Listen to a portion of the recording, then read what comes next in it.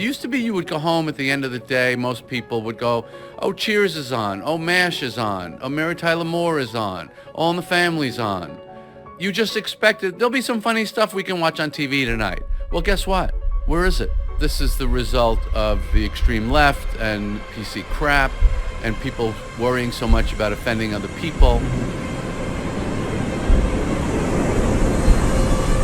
Everything they're working on is terrible and is not very good. Nerdrotic.com. Greetings, you over 1 million connoisseurs of common sense. Thank you very much. And the 40% who haven't subscribed yet.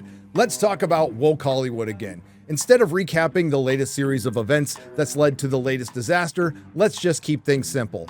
Hollywood got woke, got broken, decided not to work, and then went broke. Don't believe me? Let's check with Hollywood. From the Hollywood Reporter, box office existential crisis ahead as Hollywood rethinks what makes a hit. Newsweek, Hollywood faces dramatic twist in 2024 box office. From Reuters, the Great Contraction hits Hollywood. Bloomberg, is there any hope for Hollywood? Time, the Oscars were glorious. Not really, but there's a storm brewing in Hollywood. New York Times, how bad can it get for Hollywood? I'm scared, why it's a brutal time to be a TV writer in Hollywood. Almost everyone in Hollywood wants to get back to work. What's taking so long? Harper's Magazine, the life and death of Hollywood. Variety, Jerry Seinfeld says the movie business is over in Hollywood. And that's just a handful of articles from the last 4 months. You up to speed? Good, because we are well into post-apocalyptic woke Hollywood. Over the last few years, I seem to recall a lot of us saying that this party would end, and it has. And as a grateful recovering addict, I'm very familiar with the defense mechanisms you're about to hear, which include, but are not limited to, denial, rationalization, and projection. If memory serves, a lot of people within the industry, including a lot of comedians, were warning that this whole PC thing is a bit of a slippery slope. And one of the biggest warning signs that Tinseltown's ecosystem was about to collapse is how it affected comedy. It used to be you would go home at the end of the day, most people would go, oh, Cheers is on, oh, MASH is on, oh, Mary Tyler Moore is on, All in the Family's on. You just expected, there'll be some funny stuff we can watch on TV tonight. Well, guess what? Where is it? This is the result of the extreme left and PC crap and people worrying so much about offending other people. Now, that correct and obvious statement blew up across the internet over the last 72 hours. And to state the obvious, the reason it's being cheered on across the internet is because we need more people from within the industry to call out the industry if anything's gonna change. But it also led to comedy aficionado Stuart Heritage, pictured here from The Guardian, to retort. No, Jerry Seinfeld, the extreme left, hasn't killed comedy. The comedians claim that wokeness is the reason why comedy is no longer as funny, as lazy, and inaccurate. I can hear you now. What makes Stuart think he knows more about comedy than the man who's accumulated over $1 billion of personal wealth from his comedy? Because I'm good enough, I'm smart enough, and doggone it, people like me. Okay, maybe he'll throw some data at us, lay down some stats, or go over some analytics. Nope. Well, unsurprisingly, within this 10-paragraph article that devolves into a personal attack on Jerry Seinfeld, including saying he's just mouthing off for clicks, Stewart fails to make a single argument against the extreme left killing comedy. Now, he does bring up Curb Your Enthusiasm and then conveniently leaves out Jerry's response to that. Yeah, Larry was grandfathered in. He's old enough that I don't have to observe those rules because I started before you made those rules. And the same can be said for shows like South Park and Always Sunny. Hey, Chief.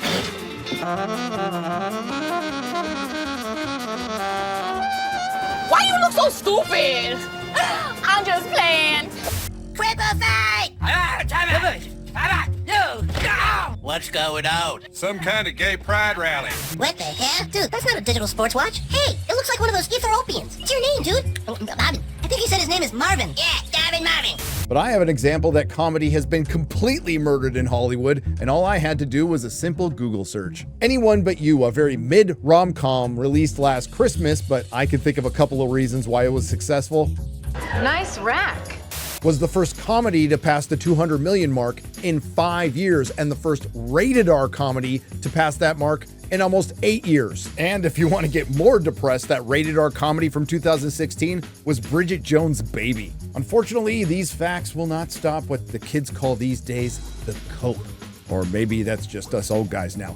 Jerry Seinfeld is on the New Yorker Radio Hour blaming the extreme left and PC crap for why there are no sitcoms anymore. Not streamers or any systematic reasons that we just saw play out with the WGA strike, and oh, we'll get to that. Just the wokes won't let us make comedy anymore. Absolute brain rot.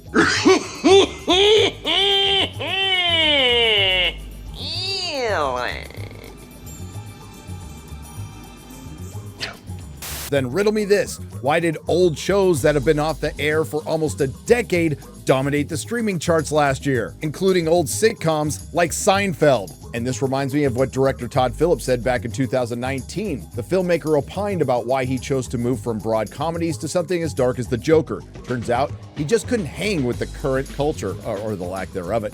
Go try to be funny nowadays with this woke culture, Phillips told Vanity Fair.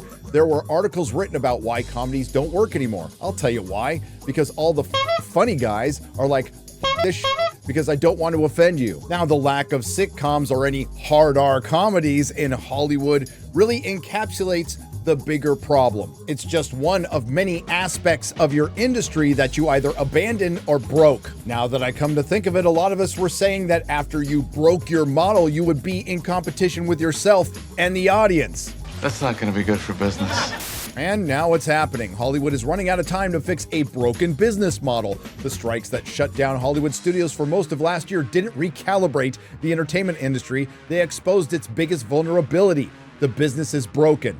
And as far as competing against itself, Judd Apatow says Netflix licensing HBO shows is a scary thing. You'll get fewer new shows because it's cheaper and because the older shows are better.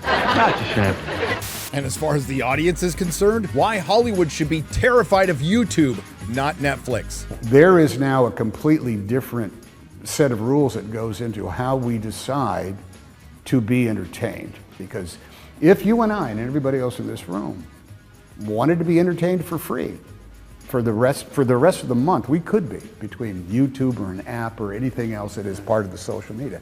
That's free. That brings to mind another problem. Hey, you remember those beloved franchises that you paid billions of dollars for those built-in audiences that you decided to piss off and blame for your mistakes? Well, we tried to warn you. You, big fella, you've managed to piss off every single one of them. That was the plan. Not a great plan.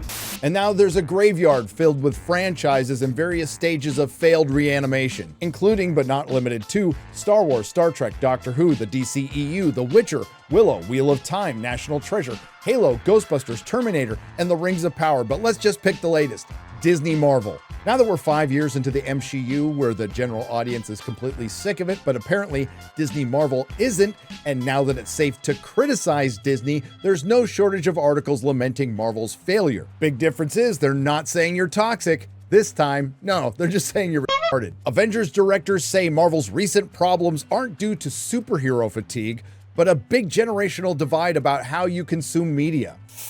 I'm gonna wait. Let's hear what they have to say. Marvel had a rough 2023 with two flops, Ant-Man and the Wasp: Quantumania, and The Marvels. Speaking recently to Games Radar, the director said that Marvel's current issues boil down to the changes in how people absorb media.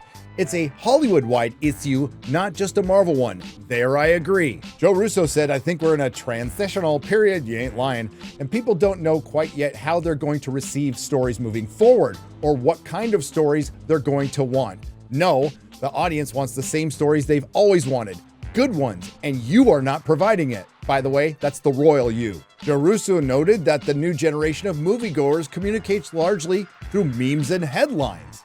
And I think this next generation is looking for ways to tell their own stories that service their own sort of collective ADHD. Our good friend The Little Platoon had the best response to this. Doctor Strange Mom, released in May 2022, made $955 million. Ant-Man 3, released in February 2023, made $476 million. And The Marvels, released in November 2023, made $206 million. By the way, all three of those films' combined budgets equaled 75 Godzilla minus ones. And yes, that should be the unit of measurement for every Hollywood budget from here on out. I don't think you can cram a whole big generational divide thing into 18 months, and it didn't hurt Barbie, Mario, or Guardians 3. If your reasoning is, but the youngs just want to stream everything these days, then why have all the streaming shows bombed? And on the fan attack thing, it's probably not a good idea that She-Hulk star Tatiana Maslany is still out there calling Marvel fans sexist. Anthony Russo told Games Radar the superhero fatigue has nothing to do with superheroes in particular, it's just fatigue in general. You're absolutely right. It's an overall fatigue. Bad writing fatigue, bad acting fatigue, bad producing fatigue, bad directing fatigue, bad CGI fatigue, bad catering fatigue, all fueling the woke Hollywood fatigue. Oh, and there's a marinara-sized divide, but it's not generational. It's between the audience and Hollywood. It is really huge. Or you can just keep blaming attention spans, although Dune Part 2 was a hit with a running time of 2 hours and 46 minutes, and Oppenheimer was a hit with a running time of 3 hours. And let's not forget that everybody stopped worrying about COVID overnight when Spider-Man No Way Home came out. Which reminds me, as far as I can recall, a lot of us were reminding you that this would lead to lower ticket sales, which has happened. Box office winter grosses hit alarming lows. Concerns that domestic revenue would decline as major studio titles were delayed to 2025 were not unfounded. I also have a vague recollection of a lot of us warning Hollywood that with all these problems, it probably wasn't a good idea to go on strike. That's a shame. And it would end up leading to contraction and the great Hollywood purge, and now it's happening. Well, looky here. WGA strike, 1 year later. Writers face a different sort of crisis. Who could have seen this coming? The Writers Guild of America called a strike 1 year ago today at time of recording, declaring that the streaming boom had created an existential crisis for writers, one that writers participated in. The WGA got most of what it wanted from the strike, though it took almost 5 months for the studios and the streamers to come around. But as the boom has gone bust, writers now face a different kind of crisis. For most, it's harder to find work. Yeah, no shit. And there's surprising statements in this article like, there's less being made, or the contraction was already underway before the WGA and the Film Actors Guild went on strike.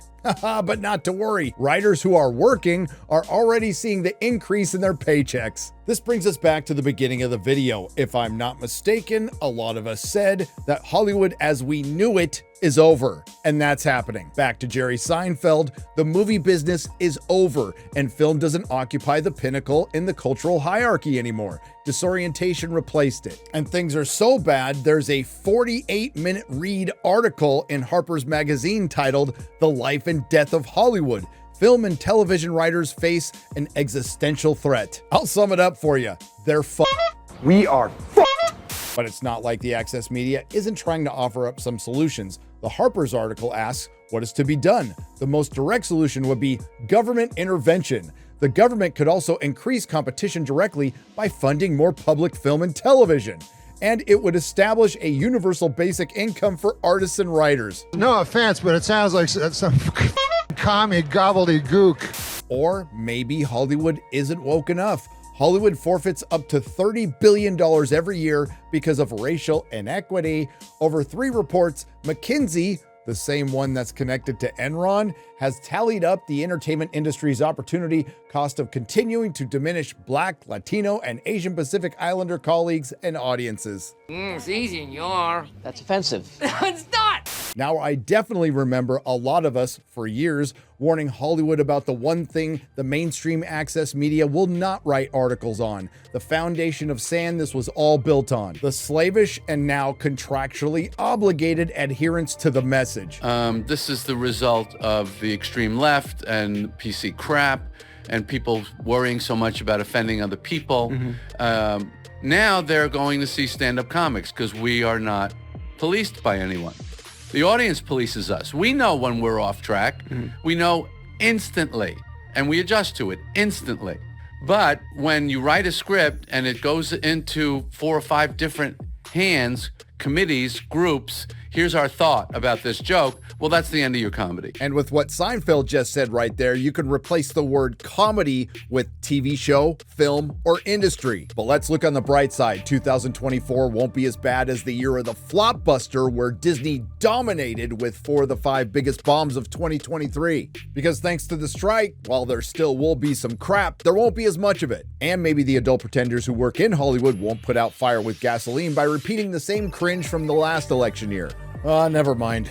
Now, as what's left of whoever's working in Hollywood and the audience emerges from their bomb shelters to wander the post-apocalyptic woke Hollywood wasteland that's current year, yes, we will find the occasional oasis of The Gentleman or House of the Dragon or Dune Part 2. But unfortunately, those will be brief yet very welcome interruptions between avoiding holdovers like the American Society of Magical Negroes and mutant zombie franchises like Madam Web and Velma. That'll make everyone want to go back to the vault. But at least the audience has the opportunity to take the advice of new Disney's Doctor Who star Ncuti Gatwa and touch grass.